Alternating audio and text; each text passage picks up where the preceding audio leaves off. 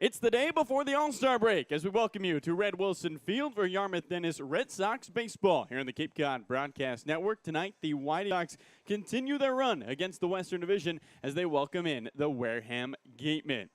And we welcome you in to the broadcast booth here at Red Wilson Field. Carlo Jimenez alongside Sam Lebowitz.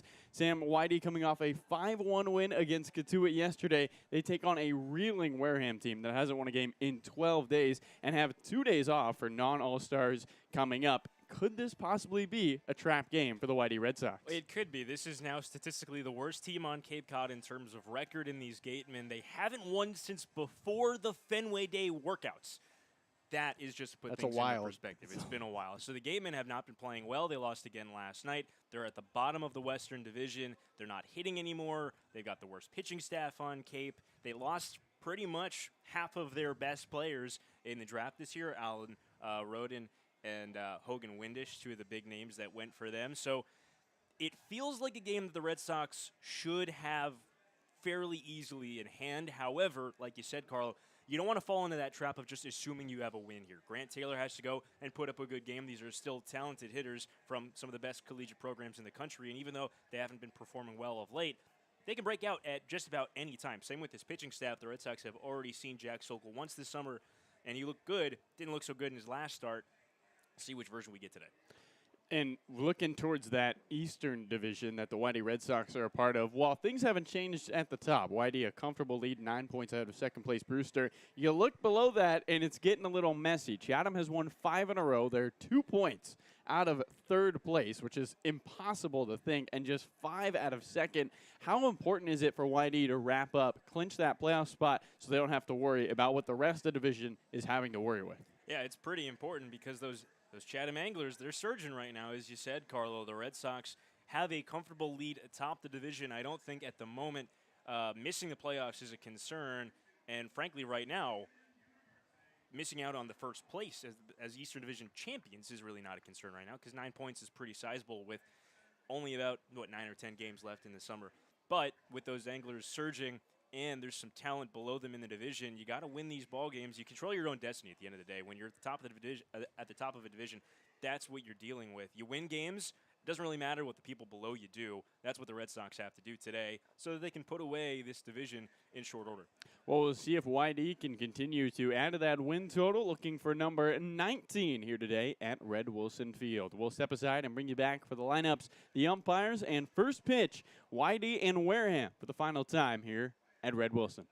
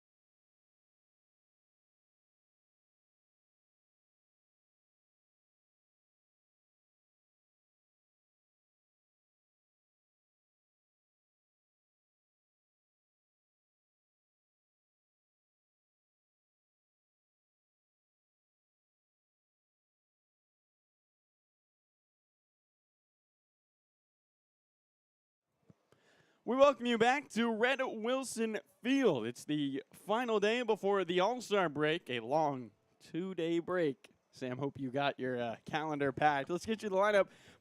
Gatemen as they take on the Whitey Red Sox. Ryan Campos, the sophomore from ASU, the designated hitter. Max Anderson from Nebraska bats second. Owen Diodati from Oregon bats third. Chase Davis cleans up out of Arizona. Blake White right out of Clemson bats fifth. Derek Fabian from Florida bats sixth. 7, 8, 9, Devin Burks, Cam Chick, Brian Padilla round out the lineup. Grant Taylor stuff, as we've talked about this summer, might not blow you away, but it's been getting the job done at a high level on Cape. Yeah, an ERA below 3 for Grant Taylor in his 5 starts. 10 more strikeouts than innings pitched, 31 and 21 in the third innings.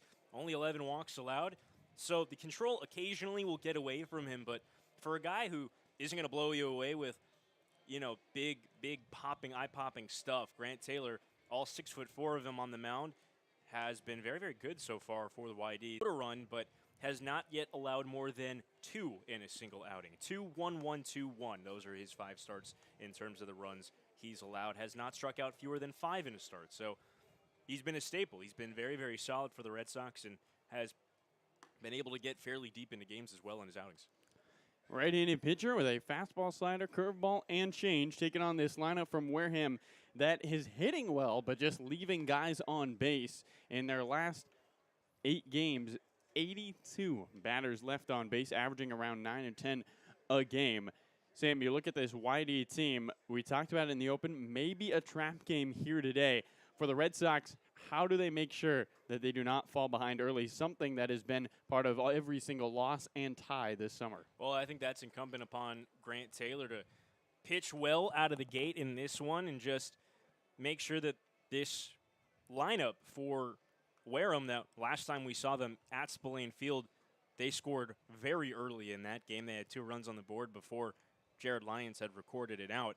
This is the first time a YD starter has, other than Jared Lyons, has gotten to face this lineup. And they're without a couple of weapons. We're not seeing Hogan Windish or Alan Roden anymore because those 2 guys got drafted.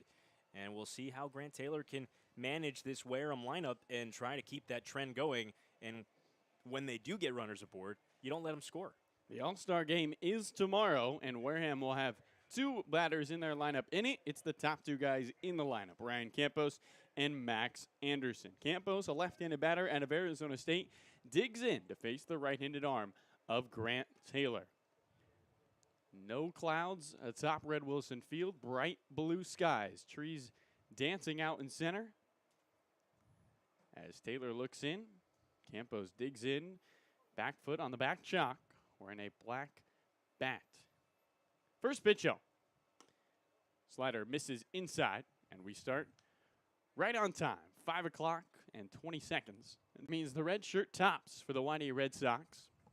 Cape Cod across the chest in camo. And the white pants, 1-0. Fastball above the zone. 2 balls and no strikes. Quickly to Ryan Campos, who's 1 for 12 over his last 4 games, trying to find a rhythm.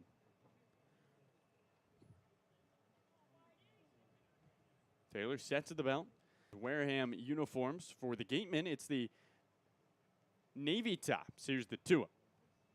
Taylor paints a fastball on the outer edge. 2 balls and a strike. Gray pants, blue stripe down the side. A red W on the left side of the uni. The numbers on the right side.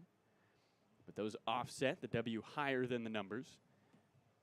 White trim around the uniform. High-pulled socks for Campos, looking at a 2-1 count and a scoreless top of the first with nobody out. The pitch. Fastball at the knees. Home plate umpire Mark Delaney says that's a strike. At first is Mark Lima. At third, Patrick Burns, also known as Sparky Burns.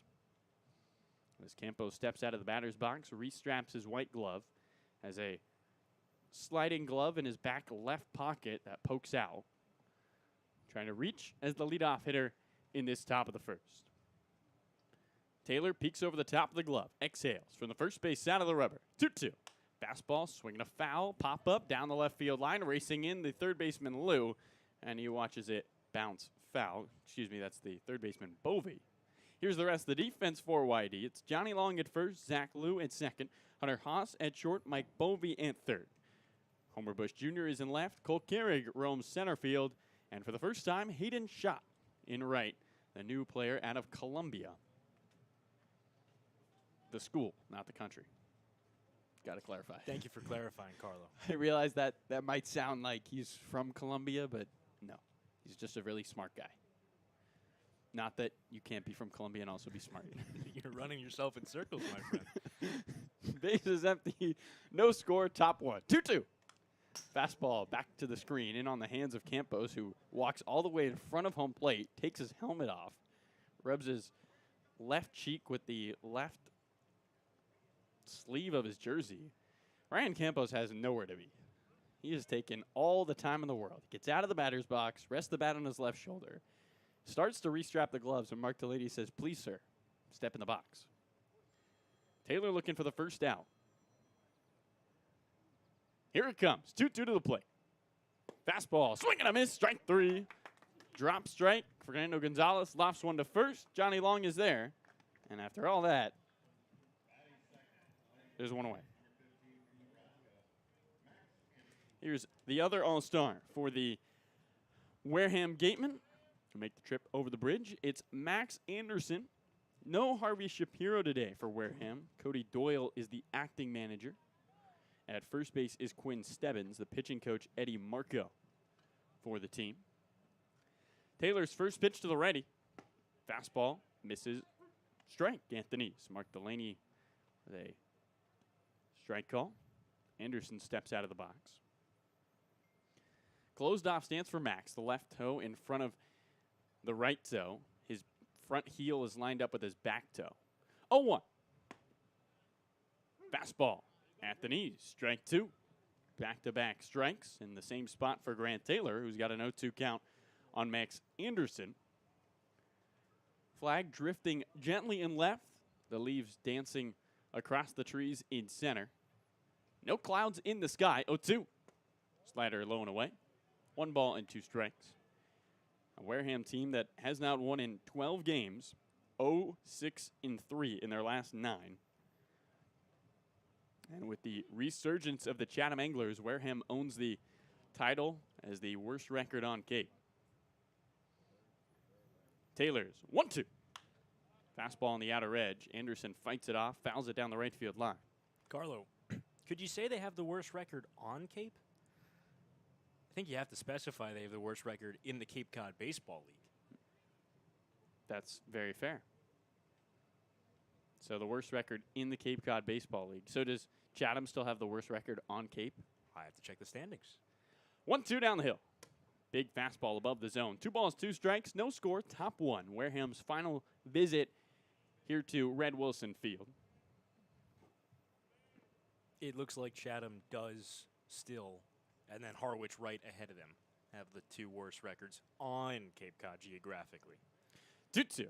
Big curve misses high. 3 balls and 2 strikes. And after jumping ahead of Anderson, 0-2, a full count to Max. An all-star last summer with the Bourne Braves under Harvey Shapiro. An all-star this summer under Harvey Shapiro with the Wareham Gatemen. 2-tone bat, the barrel lighter than the handle. Grant Taylor looking for the out. 3-2. Fastball high, ball 4. Max Anderson works 0-2 to a walk. Runner aboard for the Wareham Gatemen. Anderson takes his 15th walk of the summer. Here's Owen Diodati.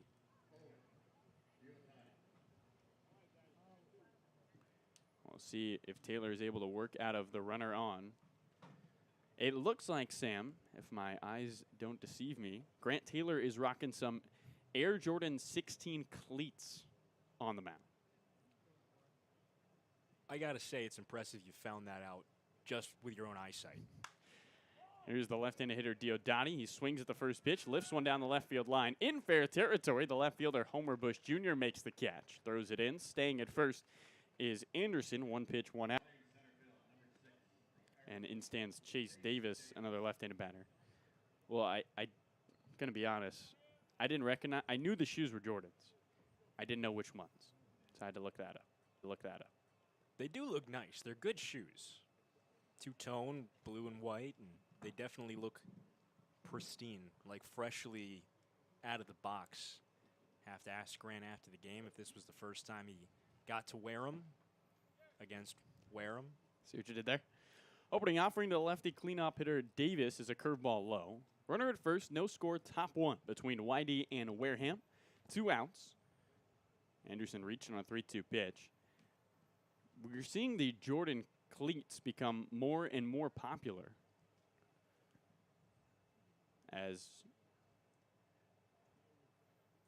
guys in football and baseball trying to be like Mike, who did play baseball. 1-0. A curve and a foul tip back into the glove of Gonzalez. 1 ball, 1 strike. At first, leading is Anderson. Max, not a base-stealing threat. 1 stolen base this summer. He takes a 3-step lead, hands on his knees. No gloves for Anderson. If he goes sliding, can't imagine that's going to feel too good. Davis waves the bat above his helmet. 1-1. And he takes a slider that misses inside. 2 balls and a strike. Chase Davis has taken 8 walks in his last 5 games, seeing the ball much better, but is just 3 for 16 over that stretch. Shift is on. Mike Bovey, the third baseman, goes to the right of second. Hunter Haas is in the hole. Playing deep in the gap, Zack Liu in shallow right field as he inches towards the line. Taylor closed off stance. Anderson at first. 2-1. Curveball at the knees for a strike. Drops in about midway on the plate. 2 balls, 2 strikes, 2 outs, runner at first to Chase Davis after the Oregon Duck goes down. Grant Taylor, another Pac-12 battle, trying to down the Arizona Wildcat. Shadows starting to creep down the left field line. Fans are pouring in here at Red Wilson. Atop the berm down the left field line. A couple of fans are about. Here comes Taylor's 2-2. Fastball misses off the outer edge and above the zone. Second full count of the frame to Chase Davis. And Max Anderson was walked on a fastball above the zone. Nobody is sitting down the right field line, a rarity here at Red Wilson Field. Usually there's a couple lawn chairs, but the sun is beaten down and people are trying to avoid the rays. I didn't put on any sunscreen today, but it's a good day for sunscreen. 3-2, swinging a foul tap back to the screen. Davis looks at ball 4, took a hack, and now awaits another 3-2 pitch. A Team USA invite, Pac-12 All-Conference honorable mention. Red Sox have one of those in their lineup. Brandon Montgomery, designated hitter today. Nobody holding on Anderson at first. 3-2, 2 outs, no score, top 1. Here it comes. Curveball, Davis skies one down the right field line. Moving over the right fielder, Johnny Long, into foul territory, and it lands out of play.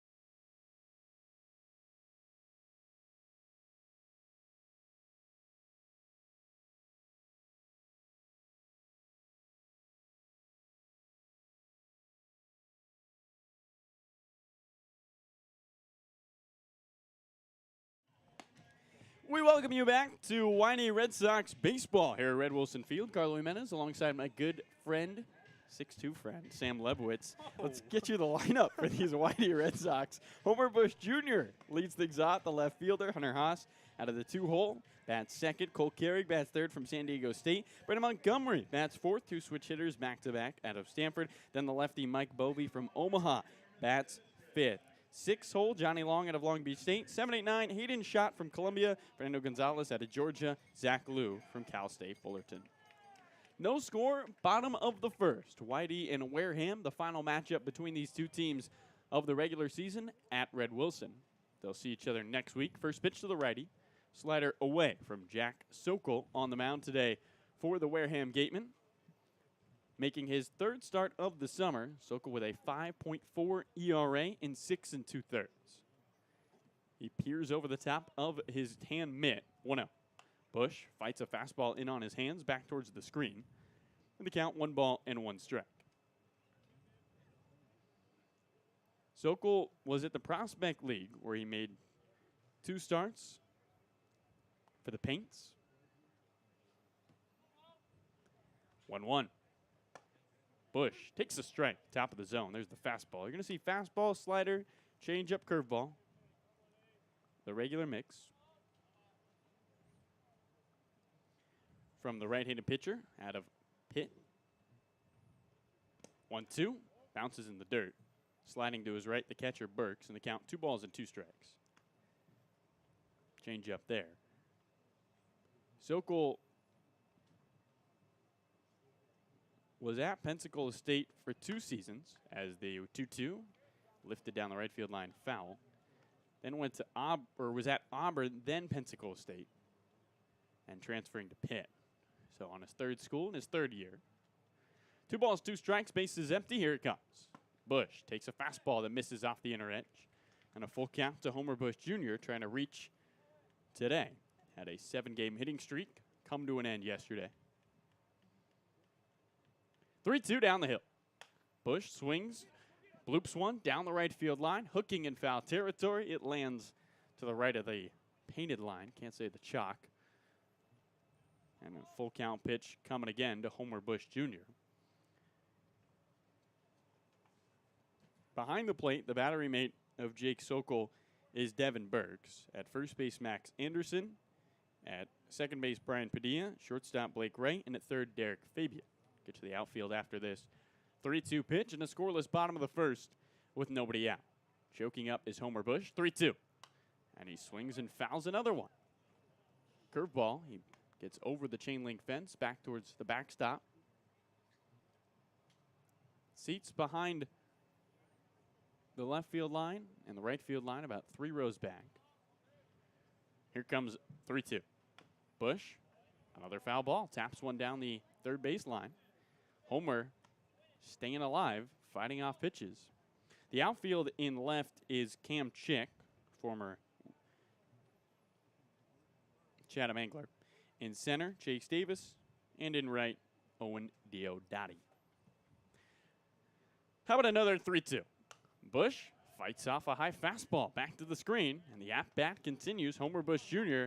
wants to see every pitch from Jack Sokol twice as he continues to battle.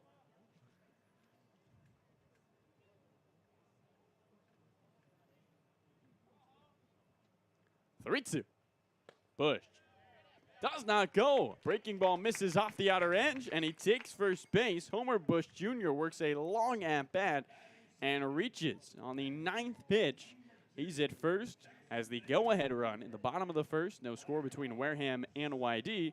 Here's the right-handed bat of Hunter Haas. Bush slips on a oven mitt glove on that left arm. 7 stolen bases for him. Coming into yesterday. First pitch to the ready, Haas. Fastball nicks the outer edge, knee high. No balls and 1 strike. Homer stole a base in yesterday's contest. Would end up going on to third on a wild throw. He is the go-ahead run. Hunter Haas back in the 2-hole where he found so much success before running into a rut. 2 for his last 33. Throw back to first. Bush barely gets back in a head-first slide, reaching out that bare hand without the glove into the backside of the bag. First base umpire Mark Lima says safe as Bush dirties up his red shirt Friday uniform, takes a 4-step lead at first. Another check, another head-first slide back into the bag. A reason YD might be sending Bush is because behind the plate, Devin Burks has not had a whole lot of success throwing out base runners. In a small sample size, he's only thrown out 1 of 5. Wareham as a team has had the most stolen bases against them this summer. 0-1, not running.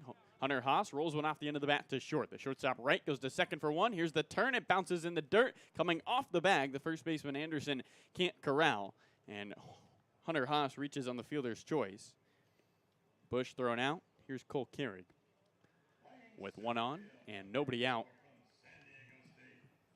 In the bottom of the 1st, no score, YD and Wareham. Red Sox in the middle of 5 straight against the Western Division. They are 9-4-2 against the West. Wareham over their last 11 games, 1-7-3. Sam, they started the summer or the month of July, I should say, 4-0-2. Quite the turnaround, not in the direction you want to turn around to. Talking to the broadcasters, Cam Zaire before the game, he said it's really been the pitching. Opening offering to the switch-hitting lefty, Carrig is a fastball low and in. 1 ball and no strikes. Cole Carrig had his hitting streak end yesterday. 5-gamer. He was hitting .400 over that stretch. 1 for 8 this summer against Wareham. 0-1, another fastball at his toes. He has to salsa dance out of the way. 2 balls and no strikes, with Hunter Haas the go-ahead run at first in the bottom of the first. No score, Whitey and Wareham. Carrig bouncing the bat off the left shoulder, throw on to first. Hunter Haas back on a head-first slide. Only 2 stolen bases this summer for H squared, but he did steal the most of any Arizona State Sun Devil. 2-0. Carrig rips one foul down the left field line. 2 balls and a strike his freshman year. Hunter headed to Texas A&M to join his former hitting coach, Michael Early. He takes his lead at first, gloves still on, arms dangling just inside of his kneecaps. 2-1. Carrig golfs one into right center field. Center fielder Davis racing over, and on the sprint, he reaches out with the glove, makes the catch. Haas has to turn around and head back to first. He does on his feet, and a nice play by Chase Davis in center, ranging into the gap to record the out. There's 2 away with a runner at first. Here's Braden Montgomery. I didn't really think Chase Davis had a prayer to get to that baseball, as he was shaded a little to the opposite field, and that ball hit on a line towards right center field by Cole Carrig. But he tracked down that ball by covering a lot of ground and made a nice catch. And Hunter Haas was pretty far off the bag, so he had to turn on a dime and get back. And I think if Davis had realized a little sooner that Haas was so far from first, it might have been a closer play. Switch hitting Montgomery from the left side, looks at a strike on the outside part of the plate. Fastball nicks the zone. Wide strike there from Delaney. That one was almost on the white chalk in the right into batter's box. Montgomery, a cardinal red bat, 0-1. Same spot, same result. A strike on the outer edge. No balls and 2 strikes. Stanford's Pac-12 freshman of the year without a extra base hit until a couple of days ago. His home run against Harwich, 0-2. And he swings and rakes one down the left field line, foul. Flag quiet in left. Trees barely shaking in center as fans fill in across the center field chain link fence with a yellow tubing atop of it. Haas a conservative lead at first. 2 outs, no score, bottom 1. Whitey and Wareham, 0-2. Fastball hot.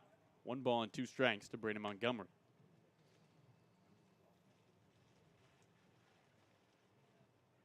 Whitey looking to add to their lead atop the Eastern Division, 9 points ahead of second place Brewster. Do not want to enter the scrum that 5 points separate the team that doesn't make that ends the bottom of the first. 1 walk, 1 left on, no runs come across. We head to the second here at Red Wilson Field. Scoreless